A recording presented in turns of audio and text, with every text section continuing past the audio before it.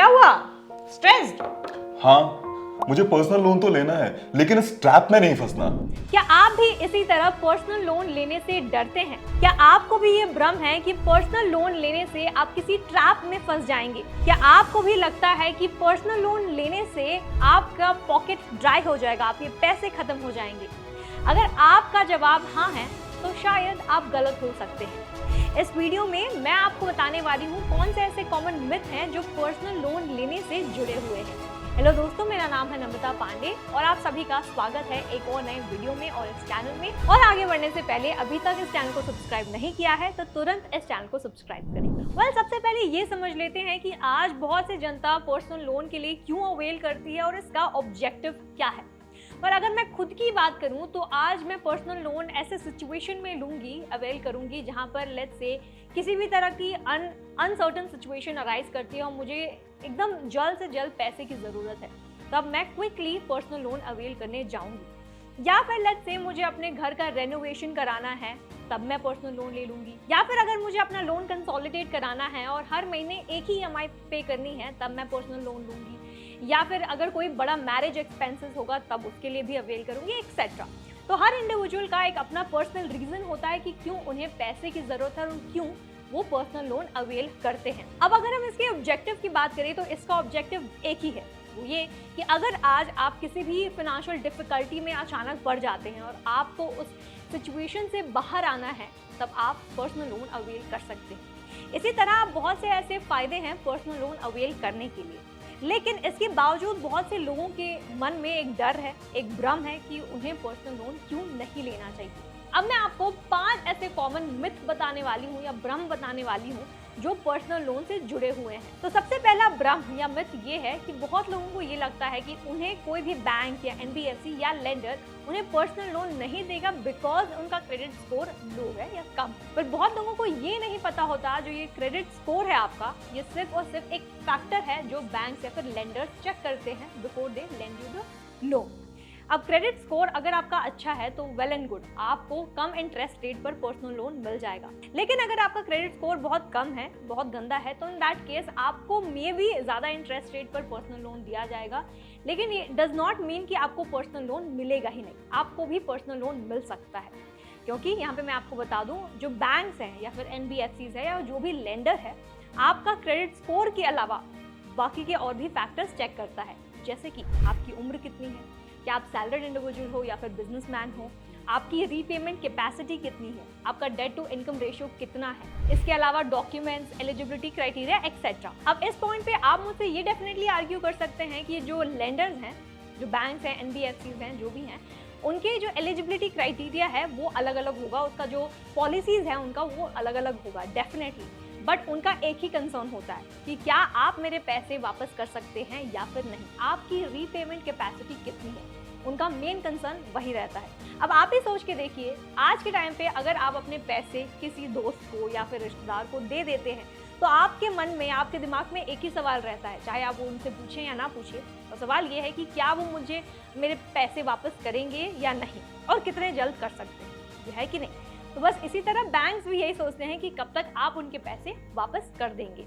इसी के साथ अगला भ्रम ये भी है कि बहुत से लोगों का मानना ये है कि उन्हें पर्सनल लोन, अगर उन्होंने पर्सनल लोन ले लिया तो उनका क्रेडिट स्कोर कम हो सकता है। एक ये बहुत ही बड़ा मिथ है, जहाँ पर ये डेफिनेटली मान सकते हैं कि अगर आपने टाइमली रीपेमेंट नहीं किया तो इससे आपका क्रेडिट स्कोर डेफिनेटली नीचे जा सकता है।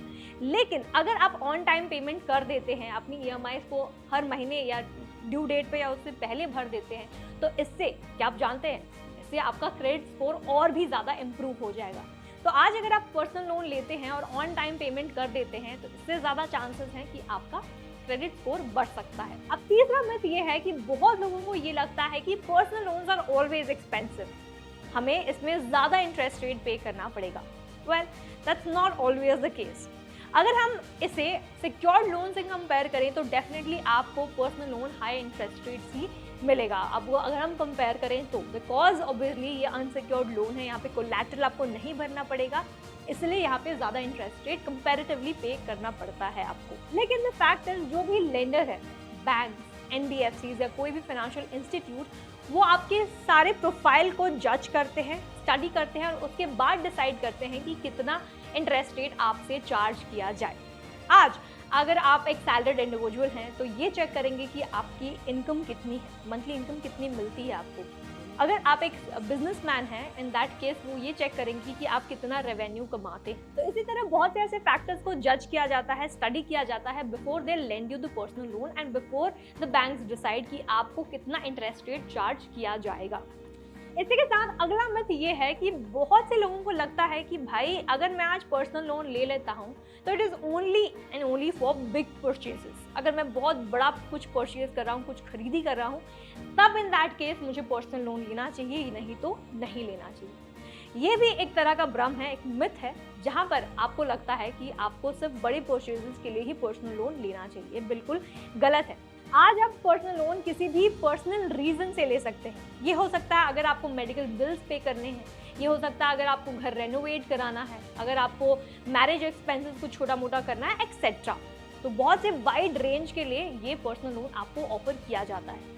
और हाल ही में अगर आपने नोटिस किया होगा तो ऐप्स लाइक जीपे, फोन पे, पेटीएम जैसे एप्लीकेशंस हैं, वो भी आपको पर्सनल लोन ऑफर कर रहे हैं अप टू ₹1 लाख या 3 लाख। तो इससे आपको ये पता चल सकता है कि कैसे पर्सनल लोन आज बहुत से लोग छोटे मोटे एक्सपेंसेस के लिए भी यूज कर रहे हैं। पांचवा मिथ ये है कि बहुत से लोगों को ये लगता है कि पर्सनल लोन आज मैं अवेल नहीं कर सकता बिकॉज मेरा एग्जिस्टिंग लोन ऑलरेडी चल रहा हो। वेल, आज अगर आपका एग्जिस्टिंग लोन चल रहा है, let's say for example education loan लिया है आपने, या फिर ऑटो लोन ले रखा है आपने, या फिर लेट्स से कोई मैरिज लोन ले रखा है आपने, या फिर होम लोन ले रखा है आपने, एक्सेट्रा। अगर आपका बहुत सारा EMIs ऑलरेडी चल रहा है, छोटा मोटा या बड़ा बड़ा जो भी, दैट डजंट मीन कि आप कोई भी पर्सनल लोन नहीं ले सकते। वेल, आपको मैं बता दूं कि आप पर्सनल लोन इस रीजन से भी ले सकते हैं ताकि आप सारे लोन्स को कंसोलिडेट कर महीने में सिर्फ एक EMI पे करें। इस कारण से भी आप ये पर्सनल लोन ले सकते हैं।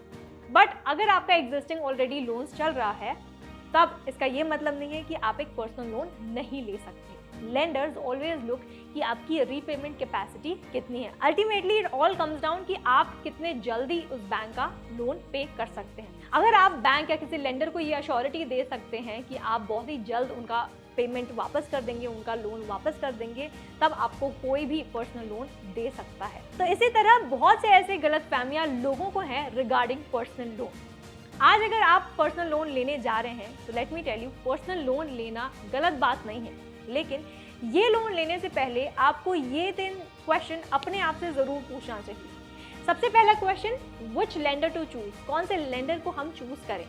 Second question, how to be eligible to take personal loan, मैं कैसे एलिजिबल बन सकता हूँ या बन सकती हूँ।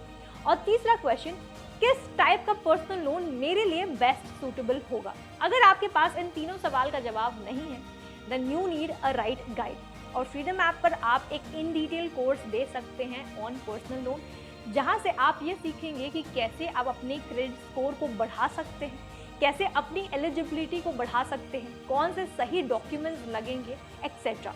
तो आपको इन डिटेल कोर्स मिलेगा on personal loan only on freedom app. तो जल्द ही इंस्टॉल करें ये ऐप और देखिए ये पूरा in detail course only at $399।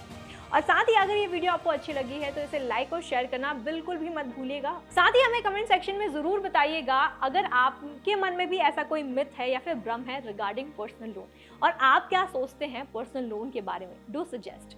और साथ ही इस चैनल को अभी तक सब्सक्राइब नहीं किया है तो अब तो एंड तक आ गए हो यार, जल्द से सब्सक्राइब करो।